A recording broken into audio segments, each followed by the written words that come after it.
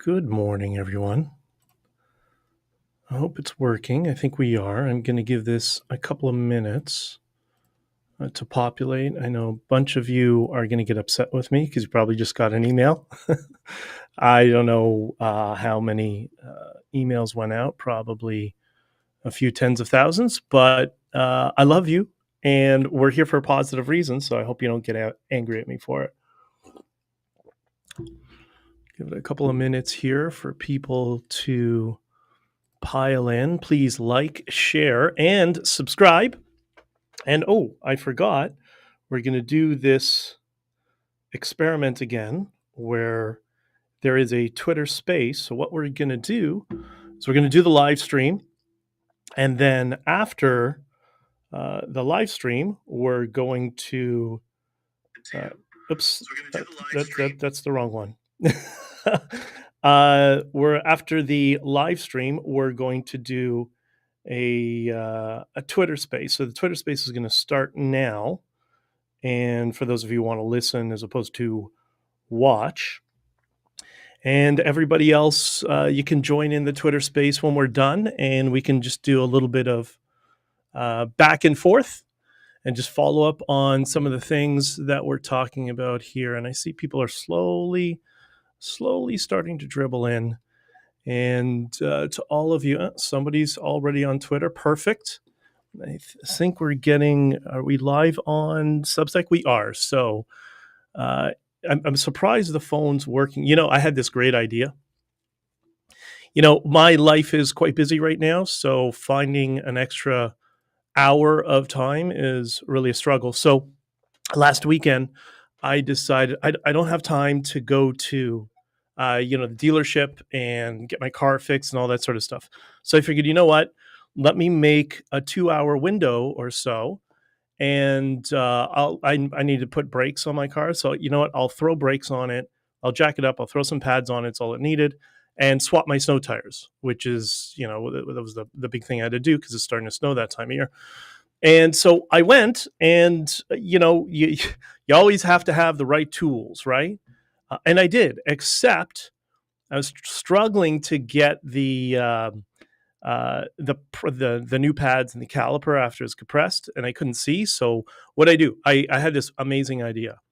I figured I'll take my iPhone and I'll use the light on the iPhone, the torch or flash, whatever you want to call it, and I sit it right on, for those of you who know cars, you'll know this, on the spring seat on the strut. So that's where the spring goes into the strut. And I had a perfect view and was able to solve the problem. And everything was going perfectly until I dropped the car onto my iPhone. And so I don't know how much weight was on the iPhone as the spring and the full weight of the car was on it, maybe 500 pounds. But kudos to you, Apple. Only a slight little crack, and Face ID no longer works, but Face ID is the devil's work as far as I'm concerned. So good morning, everybody. Please like, share, and subscribe. Welcome to the Freedom Coffee live stream. And by the way, you know what wasn't under my car? There's something that wasn't there. It was this amazing holiday gift. Honking For Freedom, which is arguably really the only accurate telling of the Freedom Convoy. And we are getting into the holiday season, whether it's Christmas or Hanukkah or Kwanzaa, whatever you celebrate. Good morning, Beth. You want to give somebody a meaningful gift this year, I promise you, it'll make them cry. And it's also kind of designed it was written for people who might not have completely understood it. And I know in a few cases, some people, by giving this gift to some people, was able to reach people on the other side and make them understand exactly why we had that protest and why COVID was the spectacle that we all knew it was. So honkingforfreedom.com, and audiobook is being worked on and just a few chapters left, and hopefully I'll be able to get it out soon to all of you. So good morning. Welcome to the Freedom Coffee live stream. And this is the place where we come together and we have our Freedom Coffee. We celebrate all the freedoms that we have, and we're going to work together on strategies on how to communicate and how to reach people, and thus expand our freedoms in the future. So if you have your coffee, now is the time. I just dribbled a little bit. Anyways, let's start with a couple of things. By the way, I mentioned this the last live stream. I released an article on my Substack, a National Telegraph, and I kind of put it to the network. We'll see, who else covers it. My article on Diana Salazar and Ecuador labeling Hamas, Hezbollah, and the IRGC as terrorist groups, and why that is relevant to all of us in the West. And it's unfortunate that so many people don't travel to South America and understand the geopolitical implications. But right now, South America has never been more relevant to the United States, Canada, and the Western world. And people, I think people just don't realize it so much. But that's just my perspective. So let's start with a couple of good things. Non-political stuff, because I think what we're always talking about is politics. So let's just start with some positive framing around the world. It's something we don't do enough of, because it's very easy to get trapped into negative thinking and all the chaos of the world, which I think is, I would say, grossly exaggerated, but exaggerated to a point, or at least the implications on our lives right now. It will get more severe if we don't fight it, but I think we're starting to fight it anyways. The JWST, this is hysterical. For those of you who are into cosmology and astronomy, the JWST, which is the James Webb Space Telescope, I was watching this documentary on it, and it's pretty wild. It seems to be everything we knew was wrong. And the great Edwin Hubble, yeah, he might have been wrong with his whole redshift theory, which, oops, I guess everything we know of the past 150 years about the universe expanding, that might not be the case, which was always kind of my thought. I never really bought into the whole Big Bang. Once I heard inflation is like when they rig the climate change stuff. They just, it's a fudge factor. They just make something up.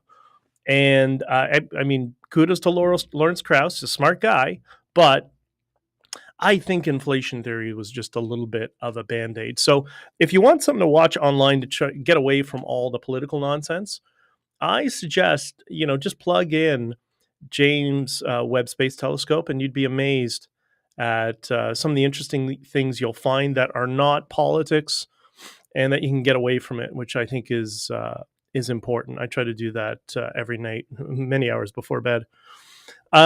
Something we discussed earlier on this topic is the 3-Eye Atlas videos, the hoax videos on YouTube, that are basically the modern equivalent of War of the Worlds. I don't know if you've noticed, it's gotten a little out of control. It's gotten so wild. Now it's a spaceship. Now it's morphing and it's drawing energy from the sun. And I think to myself, that's amazing, because right now we can't even see it because it's blocked by the sun. So that seems to be one of these, I don't know if it's a demoralization strategy, but they're all AI videos. They're on channels that likely are being pushed to the West from people who may not be so friendly towards the West. I'm not sure. Just to, ideologically subvert people in the West. They're entertaining. I mean, they're great. They're fun videos to watch and to fall asleep to. But they're just entertainment. They're like those Ancient Aliens hoax movies on or series on the History Channel. I mean, it's entertaining, but none of that's real. It's not real. None of it. So if you watch it, you should. It's something other than politics, but it's nothing but entertainment. For those who might have saw, there was this this video I put up as kind of a preview, and I'll just say it. I have made my first music video, and you might think, well, what do I care? And you shouldn't. Or maybe there's something here that you don't see, and that's kind of my perspective on this. This has been part of my ongoing deep dive into AI for quite some time. And I encourage all of you, if you're not utilizing AI tools, start learning them. Like, invest the time. It's something that I've noticed in, the political and advocacy space over many years. When I would suggest different strategies online, communication strategies, I would, everybody always argues with you. And then when you win the argument, what do they say? Oh, well, I'm just not good with computers. Okay, well, we got to get away from that. I'm not good with computers, because unfortunately, the people who are adversarial towards the West, they are good with computers, increasingly so. I remember seeing a few years ago, this was just before COVID, if I'm not remember, like just before, one of the Muslim Brotherhood, um, they call it a school, but it's really a radicalization institute. They had on their chyron on the street, in on their digital chyron, it said, this weekend, bring your children, learn to code. Why do you think they were learning to code, right? And we've seen the results of that on Twitter over the past week or so, the results of the people who have learned to code and learned technology very, very well, and have been using it against Western interests. So you don't have to learn to code, but I would suggest learning AI. Now, what am I on about? Like all things new, you're going to find things of personal interest to you. And in this particular case, it took me a little while. The thing is, with AI, it doesn't necessarily make things quicker. It just makes the quality of your work better, I think. And I was able to write lyrics. I was able to write music.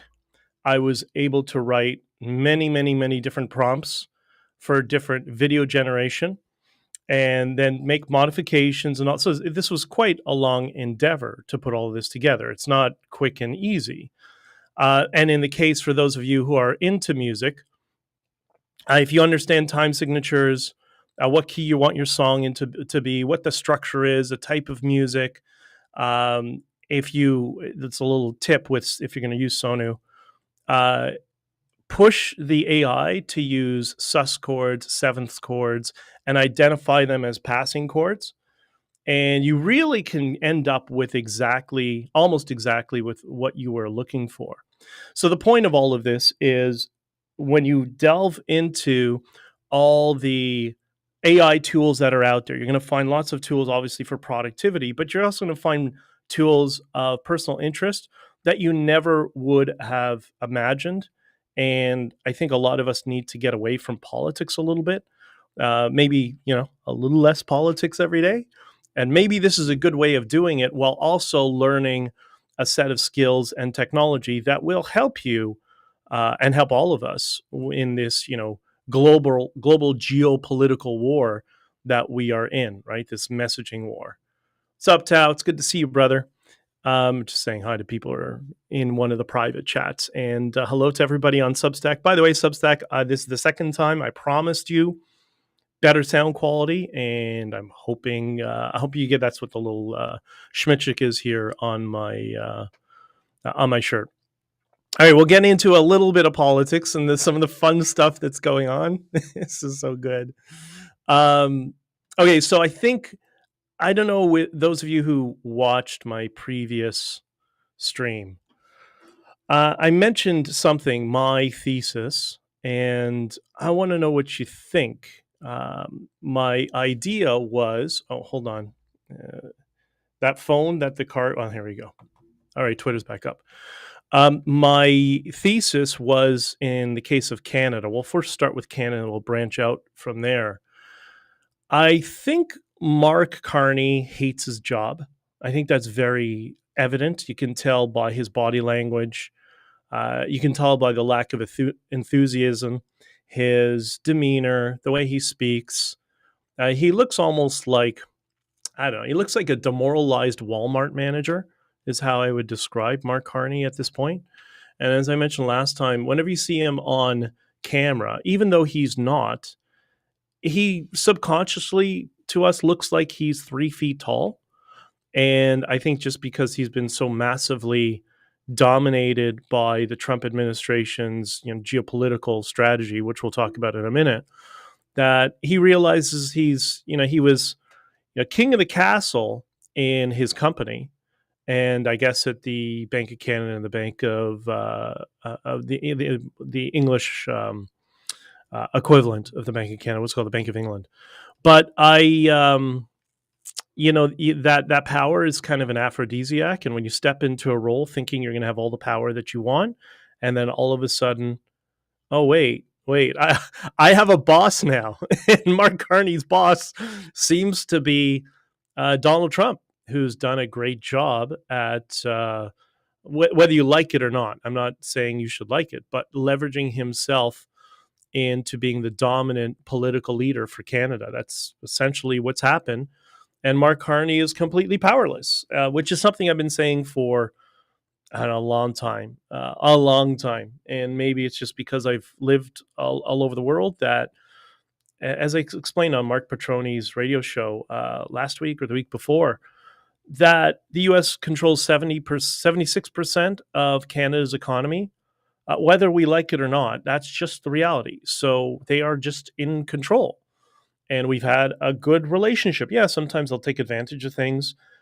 They would argue we've taken advantage of the position through free trade or not. I'm not making the case either or. I'm just saying there's two different, somewhat reasonable arguments on either side. But the reality is they are the ones who control the market because they're the greatest economy the world has ever seen. So why fight with them? I don't understand this. Why would you fight with them? Anyways, but I think that's led to and for those who there's going to be a bunch of people who hate Carney right now are going to be screaming about the corruption and the money laundering and the different deals back and forth. Like, yeah, that's politics, and then that's third world politics in the middle world, in the modern world. And Canada has behaved very much like a third world nation politically over the last little while, so there's no surprise at that. But the idea is that essentially we operate at the whim of the United States, whether we like it or not. Economically, I'm speaking. So I think it's in our best interest to work with them. But Canada itself has grown. Our government's grown increasingly not just incompetent, but pathetic. Because what is it? It's like if you take Argentina with all its natural resources, you make it a lot bigger, a lot colder, and you just flood it with Islamists, communists, narco Islamists, and Khalistanis. Well, that's Canada now. That's what it's become. And so everybody's walking around saying, wait, something looks off here. Even liberal-minded people are looking around and saying, wait, something's not quite right. I've had so many people who I know who are maybe the centrist liberal position, the people we need to persuade, actually, that have been opening up and saying, what's going on here? And when you explain, 5 years ago, they would just call you a name and keep walking. Whereas now they're curious because they can see something is wrong. And unless we fix it, unless we do something internally in Canada to fix this, narco-terrorist Islamist takeover of the country, if we don't fix it, it's only a matter of time until Canada becomes partially swallowed by America. We're becoming, I don't know what that looks like. Is it just dollarization, an economic zone? Trump does his troll of the 51st state, but that direction, that trajectory right now, that is inevitable if we don't start taking our national security seriously. Because as I explained in a couple of presentations in Florida on this issue, that Canada is increasingly becoming an external threat to the United States national security interests. And especially if Trump is, and we see all the signs of this, that Trump is adopting a revitalization of the Monroe Doctrine. I guess we can start calling it the Trump Doctrine. as they secure different parts of the Western Hemisphere, and we'll talk about it in a second, then is it not only inevitable that if Canada and Mexico, they've already listed the narcos as terrorist organizations, and it's pure chaos. They're threatening politicians. Politicians are in hiding. There's basically small time guerrilla warfare going on the ground in Mexico right now. So that is going to sort itself out, I think. And what's left? Well, what's left? There's two countries left. One of them, we'll talk about the other in a minute, is Canada. And if Canada's not going to do anything to help secure the Western Hemisphere and just thinks it can be an ongoing communist threat to the United States, well, the world's largest economy, or history's largest economy and military, are probably going to teach us something different. And remember, Canada is the country, my American friends make fun of this, the ones who know. Canada is the country who, we were going to expand our military. We bought a submarine from the Brits, of course, not nuclear. And we bought a submarine for, what was it, $220 million or something like that, a used sub, and it had a hole in it. I mean, okay. This is what happens. You defund your military, you weaken your country, and you bring in essentially a foreign military in the form of the Muslim Brotherhood and terrorists and Khalistanis. Like, okay, well, what do you expect is going to happen? I mean, this is not rocket science. You don't have to be a geopolitical expert to understand this is what's going on. But what I'm encouraged about is that there are more liberal-minded people. In Canada, we call them blue liberals. So they're economically conservative, but they vote for the Liberal Party, which I don't get at this point how you can even do that. Even they are starting to get very, very concerned, to the point that one of them said to me, I'm done. I'm done with this, and we need to change our trajectory. Their perspective is, we want to be accommodating to the whole world. We want to be an open society, but we want to be an open and tolerant culture. But they finally realize that's being exploited. A decade late, in my opinion, but at least they're starting to realize. And in that vein, it's very interesting. You see what's happening. I mean, God bless what's going on down south. That now that ICE has entered Dearborn, Michigan, to remove the colonizers. That's going to be a very difficult process, because so many of these colonizers have managed to co-opt the primary structure and get themselves into office, which is what they always do. But at least there is now appetite to fight this, and to understand that you cannot have an alien culture with alien values take over your entire structure and try to colonize it from within. But the Islamists have been taking over the entire local government. And I think it was, I could be mistaken, but I'm pretty sure it was Hassan al-Banna, the founder of the Muslim Brotherhood, his quote about politics in the West, because he was alive in the 20s. I think he was executed in the 40s by the Egyptian government. But anyways, I think he said it, that the strategy is one election, one time. Now, that is right now impractical in the United States, but isn't that what Hamas did in Gaza? For those who don't know, who follow me or are confused about Gaza, that whole region was stupidly surrendered to the other side, and they the Arabs, and then they elected Hamas. Some people say under duress, and I get that, but the result was they were elected, and they were almost 18 years into a 4-year term when they invaded Israel.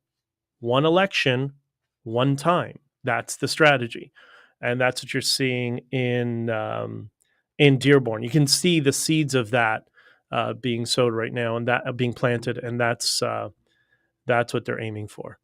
So And that brings me on to the other area of the region with regards to this Trump doctrine slash Monroe doctrine. And I posted something on this earlier today. Let me see if I can find it. I'm scrambling to get my notes done before I do this stuff, so I apologize. But essentially, my comment was I posted this video I generated of Trump in Havana looking like a real estate developer, like all that prime real estate. We can put a casino here, put a hotel there, whatever. And the idea is I think Scott coined this phrase, the dog not barking. The thing that should be said and nobody is saying. And my question is, what's the dog not barking from my perspective is the Trump administration has been very quiet on Cuba. Why? Why? Is there more to come? Because we have a massive, what is it, 1/3 of the American naval fleet is in the region right now. We know they're trying to get rid of Maduro, which is only a matter of time. That might be a little bit of overkill just to get rid of Maduro and get Machado into government. For those of you who don't know, Maria Corina Machado, she is the person that is likely to be taking over Venezuela. Obviously, capitalismo. She's capitalist. She is pro freedom. All the sort of Western values that used to be common throughout Latin America until Che Guevara came along. So she's very much on the side of the United States. So they have this massive naval fleet to get rid of the bus driver, because Maduro was a bus driver before politics. Yes. Hugo Chavez knew how to choose them. They call him El Mamon, the monkey. El Mono, sorry, El Mone. That Chavez was the monkey because, well, he behaved like a monkey and looked like one. But you're going to see, I think, it's only a matter of time. Trump has made overtures. He said, yeah, we're talking to them. I'll talk to anybody, because Maduro knows, like, that's it. He keeps shooting the boats, the Trump administration. They keep shooting the narco boats because that's their source of revenue. I hate to tell Ron Paul. Like, that is this whole narco terrorism infrastructure in Latin America. And if you live there or spend some time there, I don't mean on a resort, but with people who live there and go to work every day and, go on a university campus and find friendships there, and then you understand that that's exactly how regimes like this are in power. So once you cut off the money flow, meaning you start sinking their boats, then they're going to be desperate and you're going to see so much infighting. And also remember, a lot of people don't know this, I don't think, but the narco groups that are in South America, they are not Colombian. Yeah, Colombia doesn't have narcos anymore. They're all gone. They're all Mexican. All the Mexican cartels are operating throughout South America. Venezuela, Brazil, Paraguay. We saw there was major changes in Ecuador, which was my article about Diana Salazar. She was the one she's not a Trump-like figure, but she's very, very strong. And I guess the left calls her a white supremacist, even though she's black.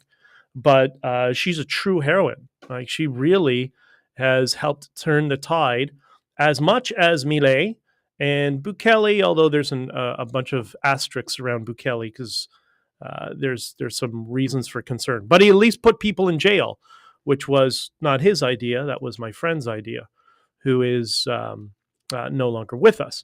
So you see, you have this massive naval fleet in the region to take out one guy, the bus driver, who most of the country wants to get rid of anyways.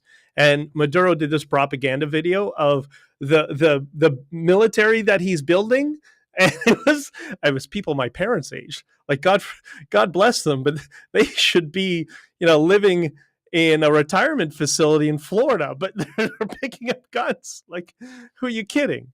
And that is the state of Venezuela. And Venezuela has largely been controlled by Cuba, aka China. So money flows through Cuba into Venezuela, and that's how this has all been. They have been kept in power for so long. But China is another story because China is kind of imploding from the inside as well. We'll talk more about that another time. So you get rid of Maduro, then what? Well, what else do you have to secure in the region? So you have the Tri area in South America, where many of the cartels are still operating, but they're seeing a lot of resistance right now, not just because American support, but American support for those governments there, much like in Ecuador. Colombia's present. That's stupido. Petro is out of power, anyways, in May, and he's going to be replaced with a kind of right of center.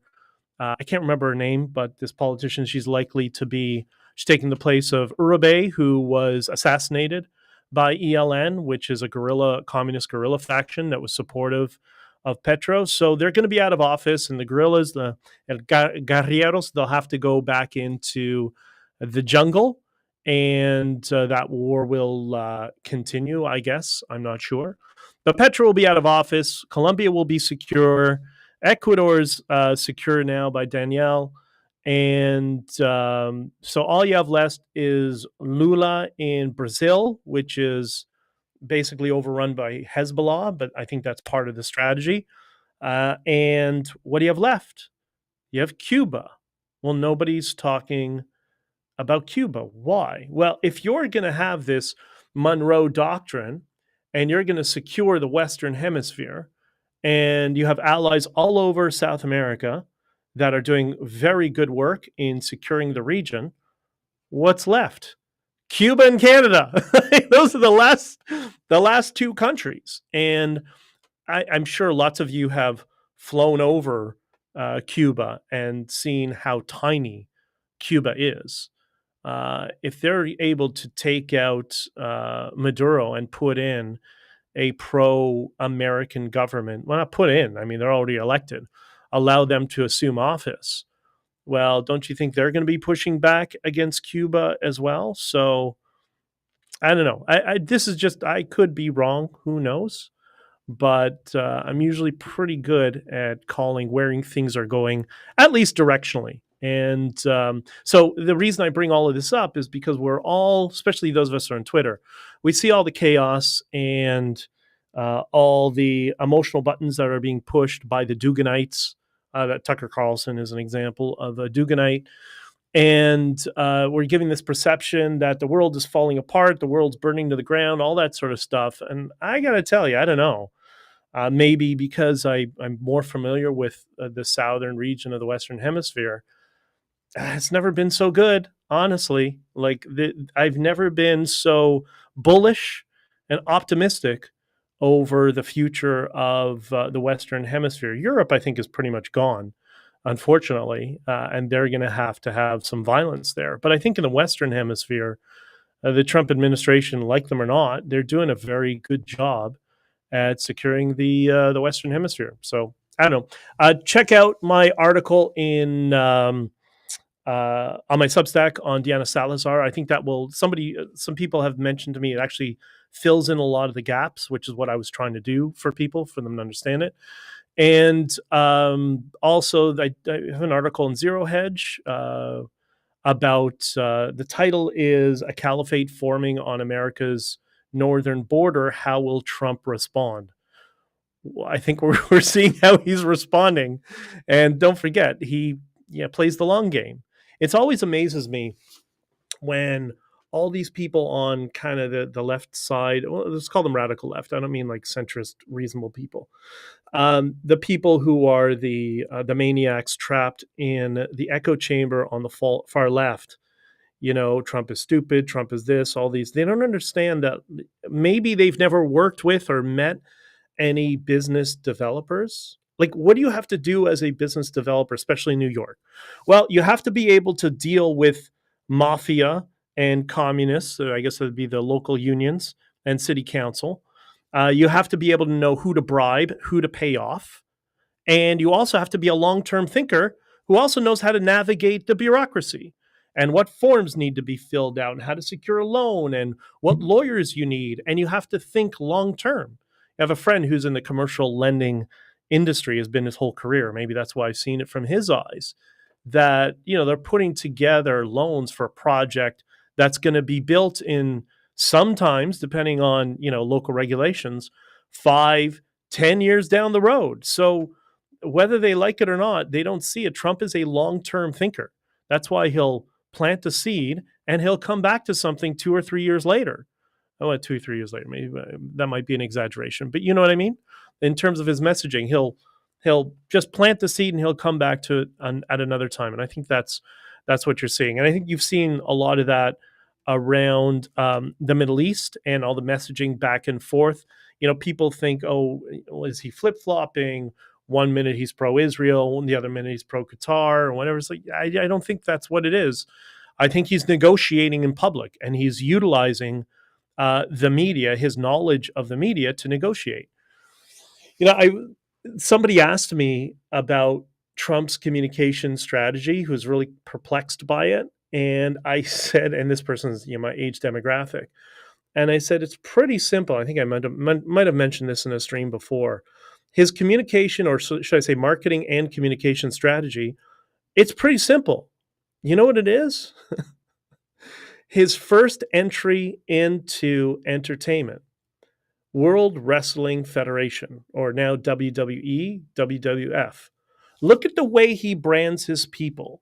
Look at the type of intentional hyperbole that he uses. Everything is like watching Hulk Hogan against, Macho Man Savage. Everybody's got a persona and a brandable personality. That's how he's constructed the entire thing.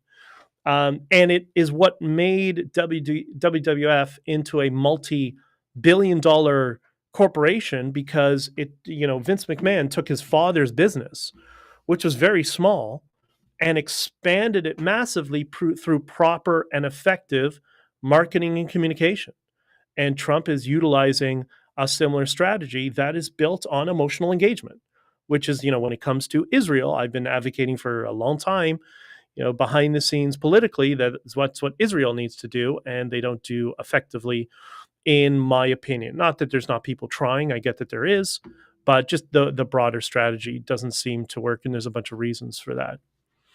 On this topic of the Middle East and Israel, I've been going through, and I don't know if any of you remember them, but I've been going through the hoaxes, which is, for me, that is most important.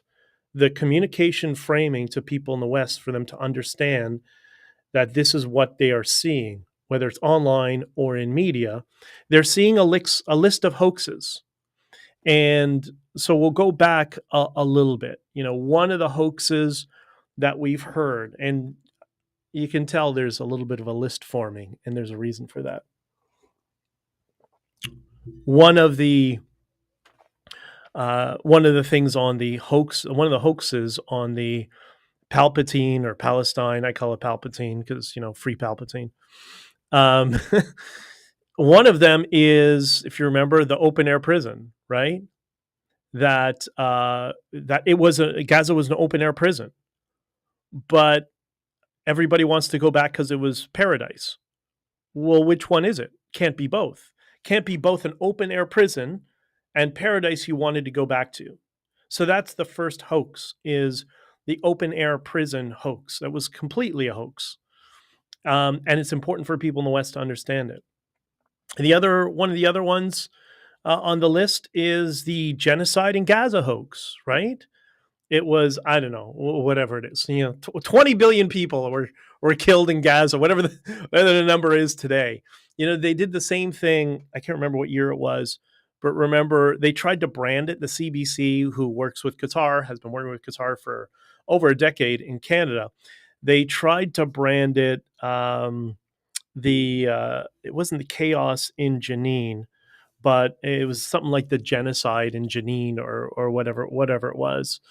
And their claim was, 1,500 people killed and 20 billion children killed, or whatever the numbers were, right? And Unfortunately, it was discovered after a couple of years later that, well, in fact, there was, if I remember the numbers correctly, 59 people were killed. 36 of them were killed by a Palestinian rocket landing on themselves, and the remainder were enemy combatants who were engaged militarily. Right, so that's what they always do. And the genocide hoax was basically an expansion of the same narrative at scale. And then we find out afterwards that it's actually 59,000 Hamas gangsters. I don't think fighters is the best way to describe them. Hamas gangsters, Hamas trash, Islamists, whatever, and 8,000 civilians that were sacrificed by Hamas. That's what actually happened. So it's a similar parallel, and people in the West don't seem to often understand this because our media has never communicated that this is, I call it the inflation strategy, like Lawrence Krauss's inflation theory of universe. They just take whatever their strategy is, and if they wanted to go global, they just take the numbers and they inflate them massively, but they're all fake. It's all fake news and fake data, right? So we have the open air prison hoax, the genocide in Gaza hoax. One of the other ones we hear frequently is it's stolen land hoax, and that's obviously that's refuted by, for people who will listen, which is not most people. But the facts on the ground are, that we all know the UN passed a resolution for Israel and the legal entitlement that they have. It's actually the most legitimate country in the world, because unlike other countries throughout history that were, they were established through conquering, the Israel did the diplomatic approach to the United Nations. So the it's stolen land hoax, and I haven't figured out a really good method of communicating yet, partially because I haven't focused on it, because there is the tentpole hoax. And once the tentpole hoax is exposed, which we'll do over time, we're not going to talk about it today. Once the tentpole hoax is communicated to people in a way that they're willing to absorb it, then all the other hoaxes fall apart. And so that's kind of the primary one. And then one of the other ones today, I think that I'm adding to the list, is the settler hoax. How can someone who always lived somewhere be a settler? Like, how does that happen? I'm not sure. If for those who don't know, Israel has always had people of the Jewish faith within the region, even during exile. And you tell people that, and they look at you, that's not possible. It's so funny that people have this framing of the world that we all live in America, that we all live in a structured state society where the bureaucracy has a local bureaucracy and it's able to communicate with everybody in every region. Like, what planet are you people living on? 2,000 years ago? That's not how the world was. Even 150 years ago, when the world was predominantly empires, like on one of my family's side, our family thought they were from Poland, but it turns out they were from Ukraine, because it didn't matter back then, because you were just living within empires. There was not the tax structure that we live in today. The world was a lot more open than it is. It was not as structured as it is today. And in fact, South America is very much like that. I remember going to Panama one time and trying to ship something there, and learning they don't even have postal codes. Like, you're in the year 2020, when was there, 2018, 2019, whenever I was there. I'm in Panama and they don't have postal codes. They technically, I guess, have them, but nobody's used. They've implemented them since, but nobody uses them.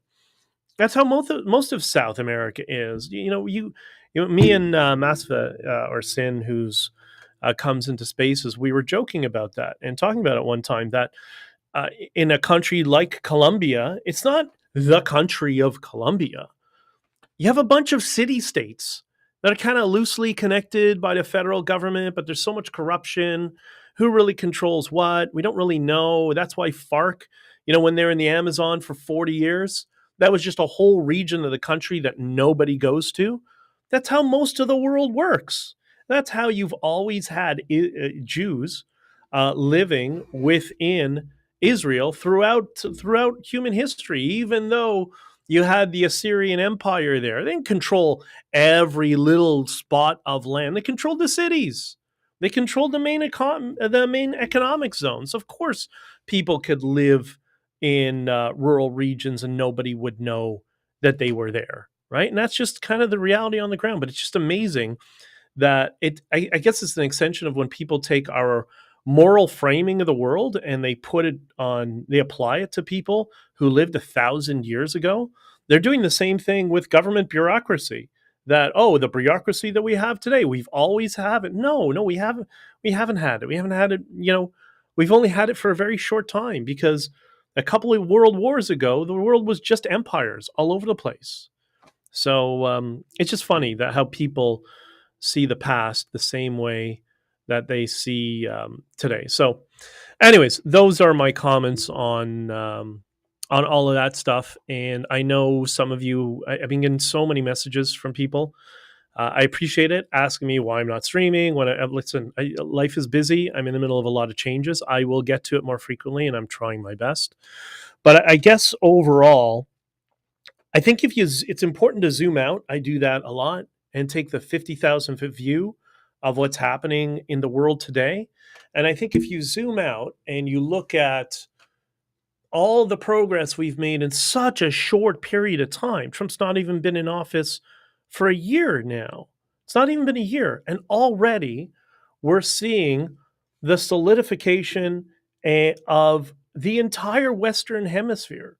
In less than a year, we're already on that trajectory. And if that doesn't give you cause to be more optimistic about the world and where we're going, I don't know what does. And by the way, it's not your fault.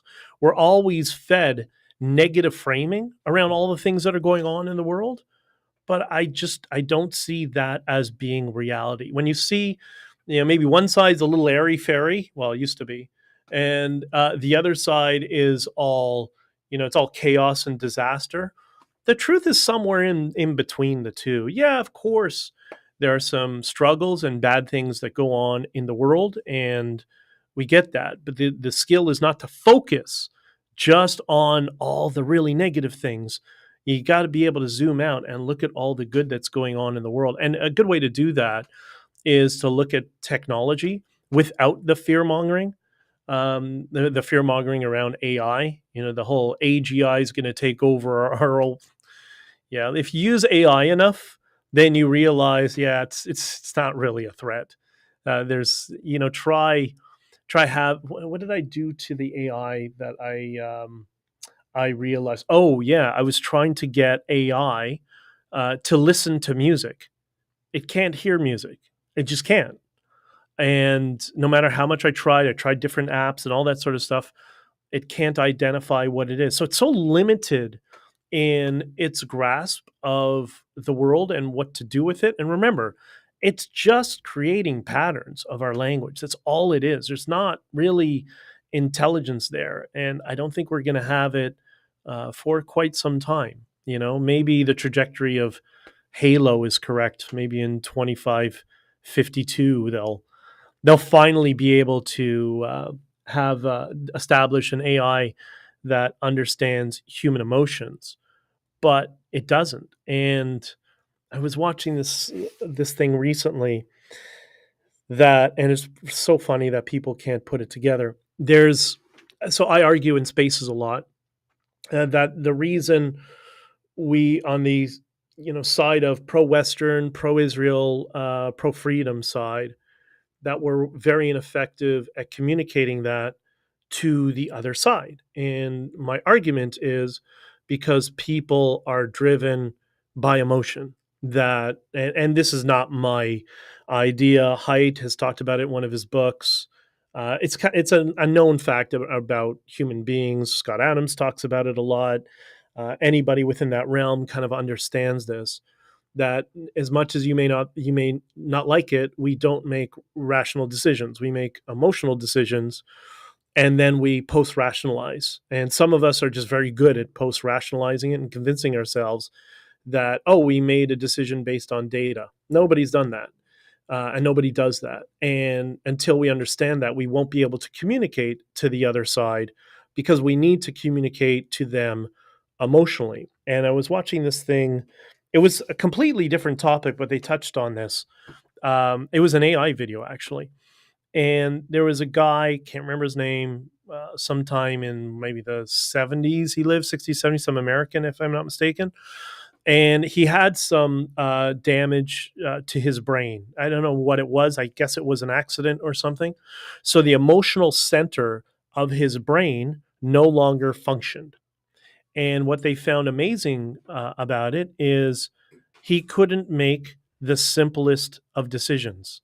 He couldn't decide which shoes to wear, which clothes to wear, what time he should leave. Like, his ability to make decisions was completely lost. That's because all of our decisions are based in emotion. And I talked to the pro-Israel people as well. I remember I was having a meeting many years ago, and I asked them, "Why are you pro-Israel?" I said, "You keep wanting to sell the idea of, oh, it's the only democracy in the region, and the list of facts about Israel." And I said, "But that's not why you support Israel. You support Israel because of identity. It's part of your identity." And identity is it's the most fundamental principle to our being, which is why the communists want to confuse us so much that we don't understand the difference between a boy and a girl, because that's the most basic form of identity. It's a psychological process. And I said, the reason you're supporting Israel because it's part of your identity. That's an emotional attachment. So you need to find an emotional attachment to reach people, for them to understand the importance of of Western freedoms in that region are just as important as they are in this part of the world, because that's the front line against theocratic authoritarianism, which we talk about radical Islam. That's what that is. And so hopefully we're on that journey where we're starting to understand that we are emotionally driven creatures, and we'll be able to communicate a little bit better and wake up some people who can be woken up and can see the world the way you want to. They just need to be communicated in a way that they'll be able to absorb it, right? At least that's how I view it. Okay, I see there's there's a whole bunch of Tao. Tao, I love you, brother. But you put these comments in the chat, and they're so long, and I got to get a bigger laptop, I guess. They're just small to see from here. Somebody's trying to sell me cheap viewers. Yeah, thank you, China. No, thank you. Doesn't matter if Trump flip-flop is, but okay. All right. Well, we'll talk about this in the space, Tao. I know you're watching here. We have a Twitter space going on right now. I'm going to shut down the live stream because I'm going to export this as a podcast later. And then you can come up on stage in the Twitter space and tell me what you wanted to see there, but say there because I can't see it. But don't forget, if you want to make somebody cry, tears of joy, freedom, honkingforfreedom.com.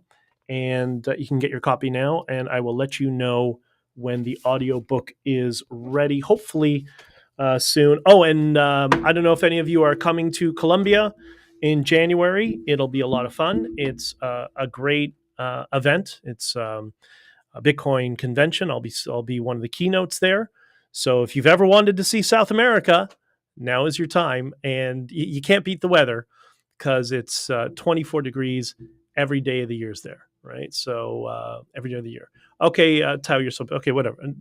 We'll talk later, brother. Okay, I'm going to shut all of this down, and I promise you we'll be doing another stream sooner rather than later, and I'll join you in the Twitter space. And before I switch over, I'm going to add Jazz as speaker and co-host and let you start doing your magic, and then we'll get over there. And by the way, the topic in the Twitter space, whatever you want, like free for all, but like, let's be nice to people and let's not make everything about the same issue we always talk about, and maybe see if we can bias things and focus on some of the positive developments in the world, because there's too much of, everything's negative, and it's making me crazy. And about the rest of you.